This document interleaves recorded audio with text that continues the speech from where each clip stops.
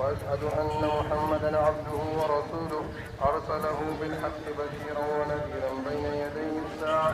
من يطع الله ورسوله فقد رشد ومن يعصهما فإنه لا يضر إلا نفسه ولا يضر الله شيئا.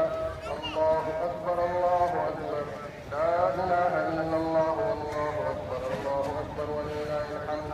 وعن ابن سعيد الخدري رضي الله عنه قال: كان رسول الله صلى الله عليه وسلم يخرج يوم الفطر والأضحى بالمصلى، فأول شيء يبدأ به الصلاة، ثم ينصرف فيقوم مقابل الناس جلوسا على كتفهم فيعظهم ويوصيهم ويأمرهم، وإن كان يريد أن يقطع بأسا فتاه يأمر بشيء أمر به ثم ينصرف. الله أكبر الله أكبر، لا إله إلا الله والله أكبر الله أكبر ولله الحمد. وعن أنس رضي الله عنه قال: